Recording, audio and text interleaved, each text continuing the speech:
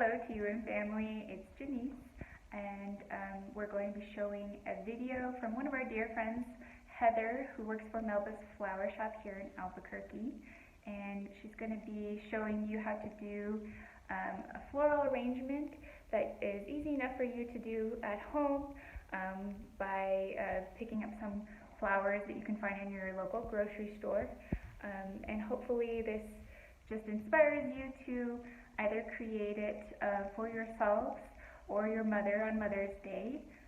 Whatever the purpose is, we hope it just provides you with some loveliness in this time, and we hope you enjoy it. Thank you.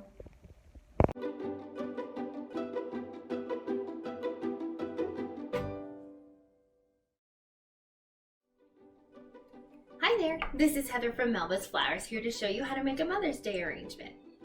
What you will need for this project is a vase, a mason jar, or other container you have around the house, a twist tie, a chenille, pipe cleaner, or even some string, some sharp scissors, some water, and some flowers. I got my flowers from my local grocery store. I got a mixed bouquet of flowers, which includes some daisies, some buttons, carnations, and a mum. I got a single bouquet of orange alstroemeria and some beautifully purple tulips. I even raided my garden and I found some poppy buds that I'm going to use for this project. Now to start your project, you want to take all of your flowers and remove the leaves from underneath the water line. So you want to take a look at your container. I have this beautiful orange container that I had from a previous arrangement that'll go perfectly with my orange flowers. And I want to remove anything from what would be under the very top of the water. I pre-did that for this project, so I didn't have to go through doing that myself. But gently just strip the leaves where you think they'll be under the water. Any leaves under the water are going to contaminate that water and eventually kill the flowers. So once that is done, you're going to take your straightest, biggest flower, which is my beautiful cremon here, and you're going to use that as your base. So you're going to take some flowers and start placing them around that centerpiece flower.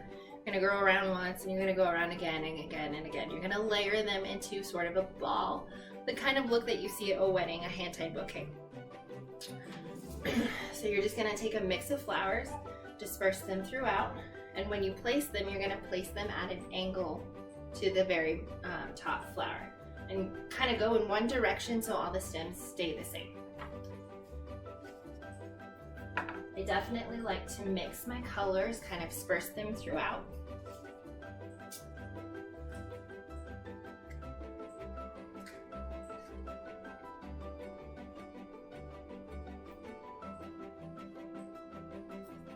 And just rotate the arrangement in your hand gently and slowly as you go.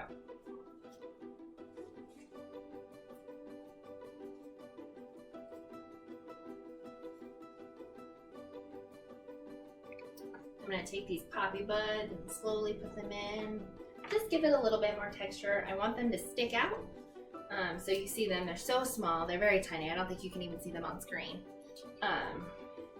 But they're going to give my arrangement a little bit of a unique texture that you wouldn't find anywhere else.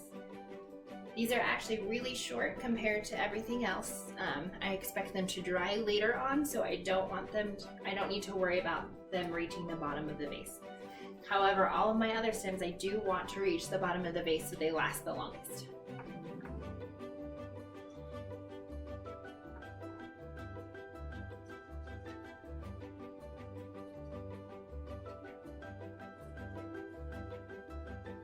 I'm just going to go through and add things in. Now I noticed that I didn't put a beautiful tulip up at the very top here, and I want one in, but I've already started making my arrangement. Easy to fix, not a problem. So you're just going to take a tulip, make sure all the leaves are stripped off, that way you don't snag. You're going to feed the stem through very gently. Find that hole and slowly press it through. Once you get it through, you can gently pull the bottom of the stem and feed that tulip on through. So now I have a tulip right in the middle of my arrangement.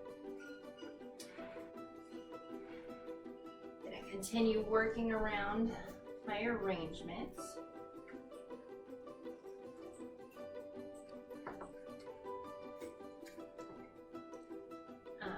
I'm going to use my tulips to act as kind of the bottom filler you would normally use with greenery. I was actually unable to find any greenery at my grocery store, which was unfortunate. But there are techniques you can use. This Austrian Mary has a lot of leaves on it that's going to act as kind of a filler. And these tulips are going to, as tulips do, droop in such a beautiful way that I'm going to let them flow over the vase.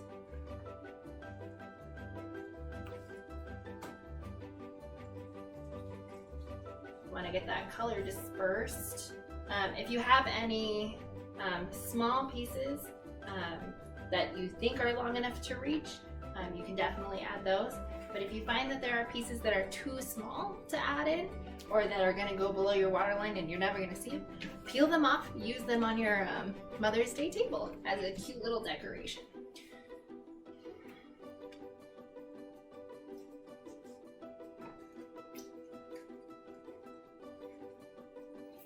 And then if you find, like this piece right here, there's a bud that's never going to be shown and it's going to be in the water. If you find any leaves that are under your hand, go ahead and pull those off as you go. We're going to feed another tulip through. Didn't do a good job dispersing my tulips to begin with. Pull it through just a little gently. Tulips are super fragile, so you want to be gentle. Daisies are a lot more hardy. Carnations are a lot hardier as well. They're going to last quite long. However, carnations snap at their breaks. So you want to be super gentle with those as well. Oh, and I broke that one. So if you break a flower, you can put it in its own little singular vase, or you can use it on your table. Tulips won't last without water, so I would put that in a singular vase.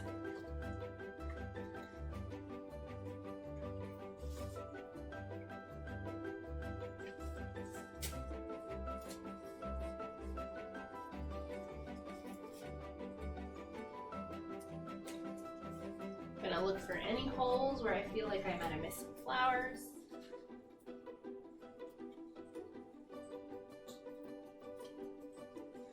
I'm gonna pull out any flowers that I've noticed that have sunk in. When you do that, try and pull from the stem and pull so very gently. You don't want to accidentally pop off the head and then lose that flower completely. I'm gonna add a couple more of those poppy buds. Give it a little bit of texture.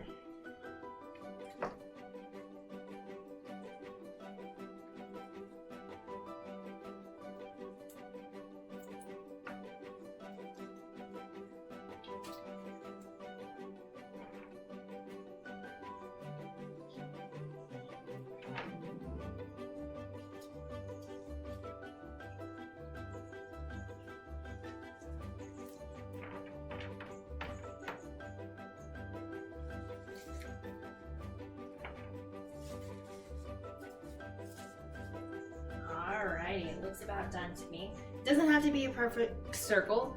No arrangement is perfect. But there you have it.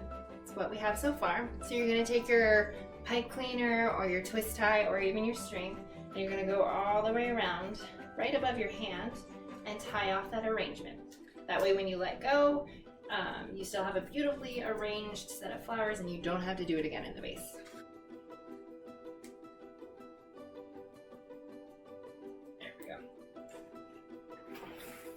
Alrighty, so now you're going to take your arrangement and find kind of a flat area that doesn't have any flowers that you're going to squish and set it down. Alrighty, so you'll want to take your water. I used the packets that came with my flowers. The packet instructions are going to vary. Mine was 1 packet per pint, which is 2 cups. I actually did 6 cups and I had 2 packets. I knew only 4 cups of water wasn't going to be enough to actually fill my vase. So I went ahead and added an extra 2 cups. And that flower food is just going to keep your flowers fresher longer.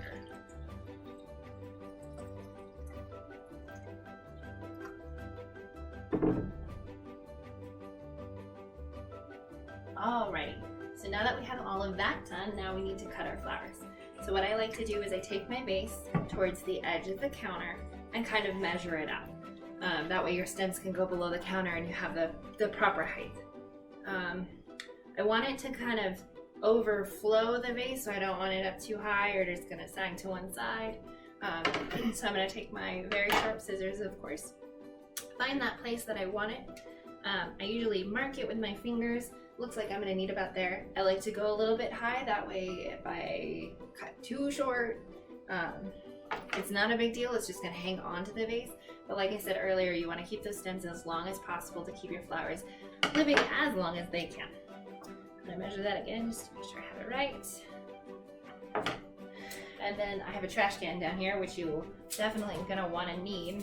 I'm just gonna trim those stems. I know a lot of guides say you have to trim at an angle. At Melba's, we don't necessarily concern ourselves with that, as long as you cut the flowers and put them in the water as fast as you can. Slide those all in. Looks like I made it a little too high. It's definitely not hanging down as low as I want it. So what happens when you cut a flower is, like, when you get cut yourself, the flower kind of breathes in. And when that happens, the stem gets full of air, and then it's harder for the actual flower to drink water.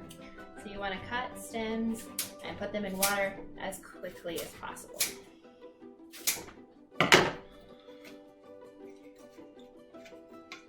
There. That looks a little bit better. Yes, that's exactly where I want it. So now I just want to play with my flower arrangement. Find the front, because I have a bow on mine. You can add a bow on a mason jar. Find the front that I want. Play with it a little. Open it up, and there you have it. There's your flower arrangement. From all of us at Melba's Flowers, we want to thank you for watching this video, and we want to thank St. Jane's Tea Room for allowing us to join in this Mother's Day celebration. For those watching this video, Melba's Flowers is doing a 10% off promotion for Mother's Day. Just give us a call and use the code Tea and Flowers. We are also doing a 25% off promotion for the rest of May. Give us a call and use the code May Flowers. Thank you all, and have a great and safe Mother's Day.